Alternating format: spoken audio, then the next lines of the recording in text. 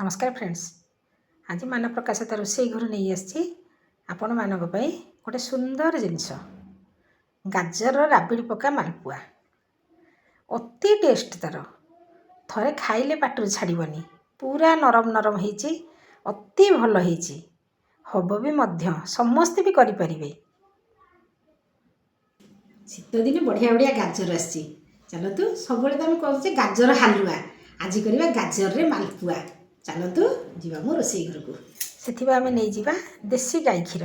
ओम्फेड क्षीर आम नवा ना से फैट नथिबो तेणु आम ताको बसईदेवा राबिड़ी करने तादेह पकईदेवा आम अमूल अल्प टिके आम अमूल पकईदेवा न पकईले भी चलो खाली राबिड़ी भी कले चलो। तापर आम जा नेक्स्ट प्रोसेस को गाजर को आम चोपा छड़े धोई धाई परिष्कार करी आम एमती छोट छोट कर साइज काटिदेवा देखो ये काटिदेवा धोई धाई आम परिष्कार कर ग्राइंडर जार रे देदेवा। तापर आम जा ग्राइंडर जार रे पके देकर आम जा पुणी चीनी टिके नवातापी सीरा करवा सीरार आम जिते गोटे गिना नहीं चीनी तादेह आम नवा गोटे अध गिना नवा पानी तो खाली चीनीटा फुटापी छाड़देवा सीरा किसी करवा नहीं खाली सीराटा फुटी चीनीटा सीझीगले फुटीगले आम एमती टिके गोटे मिनिट छाड़दे आम दे छाड़देवा तादेह आम नवा क्षीर किछि ग्राइंडर जार रे दे आम करदेवा ग्राइंडिंग करदेवा। देखो गोटे गाजर एतक होमें तादेह नहीं जावा जी गाजर तार अधा आम नवा अटा जी बटा गाजर तादेह आम नवा 2 चामच नवा सुजी तार अधा नवा आम सुजी ताको आम गोलैदेवा। देखो गोलैदेला आम देखा कनेक्शन छड़ा हम नहीं ना ना गाजरटा अति नरम ना मालपुआटा पूरा नरम हम तेणु जदि नहला टिके पानिया पानिया टिके कड़ देखाला तादेह आउ टिके अटा पकईदेवे तादेह मुझे पकई दीटा खंड काजू पकई देछि क्षीर रे आम गोलैदेवा सुजी पड़ी अटा पड़ी तादेह आम अलैच गोटा अलैच आम टिके छेची देकर तादेह पकईदेवा ता फ्लेवर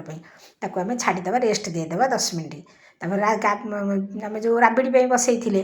राबिड़ीटा देखो यहाँ आउ टिके पानी मरिबो तेणु ताको आम बसईदेवा पूरा क्षीर सब मरी जाइथिबो बसईदेवा यहाँ तापर बसई आम जो 10 मिनिट रखी से पूरा एमती सुखिला हो जाइए जदि देखिए सुखिला हो जाइए टिके क्षीर तादेह मिसईदेवे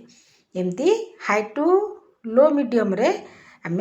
करवा हाई मीडियम जमा देवेनि लो मीडियम रे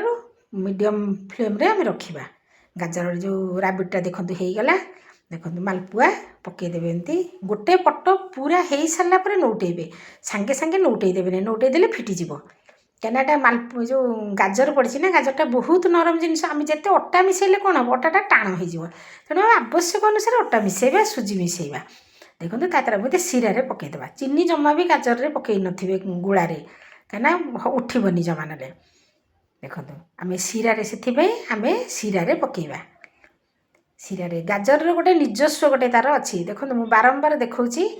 जे आम पकईवा पूरा सेपटा गोटे पट हो सारापर एमती लगातार पकईबेनि पकईले जाए आउ गोटे जाए तादेह लगिज सांगे सांगे देखो से केमी लग जाए लंबाड़िया हो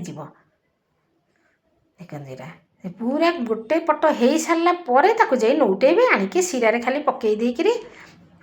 गोटाए काढ़े आउ गोटे पकईबे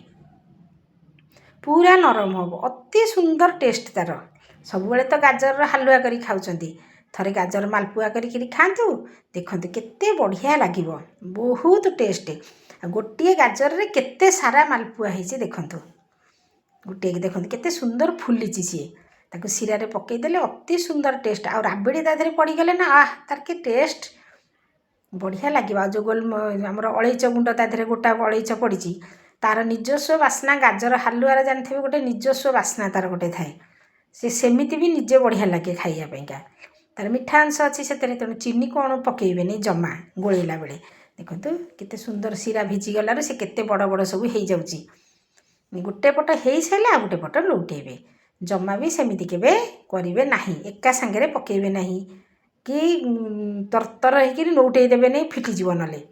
कहे माना प्रकाश पुणी कही है ना ये रेसीपीटा ताको हवापाई समय देवे गोटे पट हो सारापर आर पटटा नौटेबे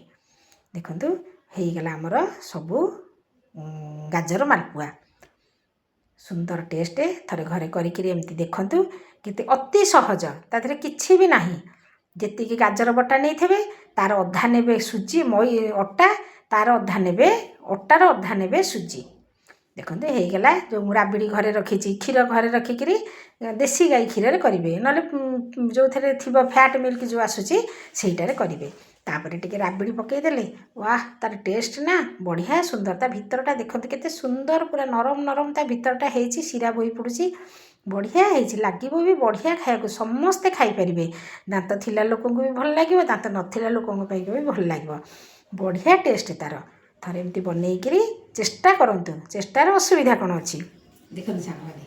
ହେଇଗଲା ଗାଜରର ମାଲପୁଆ। ତାପରେ ମୁଁ ରାବିଡ଼ି ପକାଇ ଦେଇଛି, ରାବିଡ଼ି ପକା ଗାଜର ମାଲପୁଆ। ଏମିତି ଏଇଟା ଘର ଜିନିଷରେ ସବୁ ହେଇଛି। ଘର କ୍ଷୀରରେ ମାଲପୁଆ ରାବିଡ଼ି କିଣିବା ଦରକାର ନାହିଁ, ଘରେ କ୍ଷୀର ମାରିକି କରିପାରିବେ। ଆଉ ଗାଜର ବି ଅଛି, କ୍ଷୀର ତ ଘରେ ଅଛି, ତେଣୁ ଏରେ ଗାଜରରେ ମାଲପୁଆ ହେଇଗଲା ନା ସହଜ ଭାବରେ ଗାଜର ମାଲପୁଆ। ଏମିତି ଘରେ କରି ଖାଆନ୍ତୁ, ମୋତେ ଲାଇକ୍ କମେଣ୍ଟ ସେୟାର କରନ୍ତୁ। ରହିଲି ପୁଣି ନୂଆ ଭିଡ଼ିଓରେ, କିନ୍ତୁ ଆପଣଙ୍କର ଅନୁଭୂତିଟା ନିଶ୍ଚୟ ଜଣେଇବେ, କେମିତି କରିଲେ ଖାଇଲେ କେମିତି ଲାଗିଲା ମୋତେ ନିଶ୍ଚୟ ଜଣେଇବେ। ରହିଲି ପୁଣି ନୂଆ ଭିଡ଼ିଓରେ, ବାଏ ବାଏ।